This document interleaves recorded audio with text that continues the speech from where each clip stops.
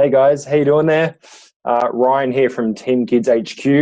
For those of you who don't know me, I'm the Vacation Care Operations and Training Manager. Down here in Melbourne. So I think I've either spoken to most of you, but if not, hello. This is just a video on incident reports. So just getting some feedback through that. I guess there are some areas to improve on there in terms of the completion of those. And the last thing we want is to I guess either give an incident report to a parent and it's not as accurate enough because it is a legal document, but also we don't want to keep sending them back to you to do again. So we'd rather you, I guess, understand and do it properly the first time. So it can go through to us and then obviously the parent as well. And yeah, that process is done properly and only once instead of that back and forth. So just a quick video on that. So for those of you who are unsure, so I'm just going to share with you my screen. So obviously incident reports are completed whenever there's an incident. So whether that's a first aid injury or a complaint or a more serious nature where you might have lost a child or misplaced a child for a certain amount of time, this report will encompass all that information. So, but in the most common incident report is obviously just some sort of injury or trauma, whether it's a child falling over and hurting themselves or coming off the monkey bars and spraining their wrist or something. So they're the most common. And it really is important to make sure you've got the right information there and accurate information there. So the main bits of advice are to make sure all the fields are complete. So there's information in all of them, but you're being factual and you're being clear with your information.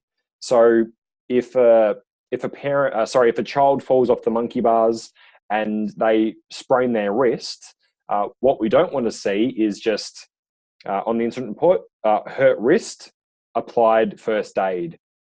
What was the child doing? So they were on the monkey bars. They slipped off the monkey bars. They landed on their right arm. Looks like their right wrist is sprained, and first aid was applied.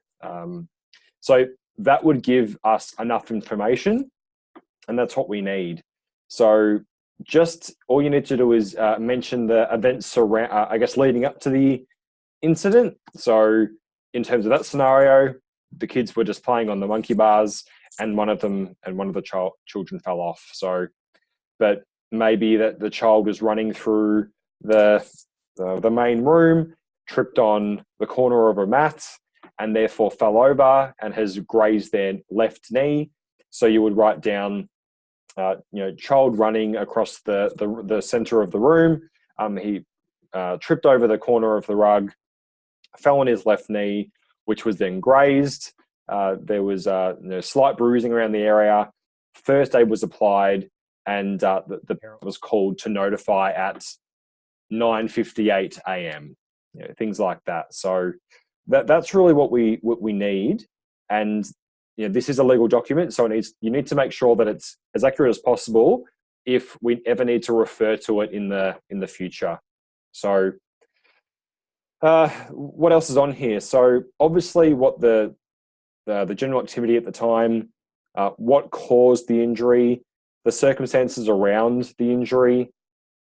You've also got here the different areas where you need to highlight what the trauma or illness was, what action was taken. So you applied first aid, including an ice pack, and you also assessed the child for a period of time afterwards to make sure they were okay.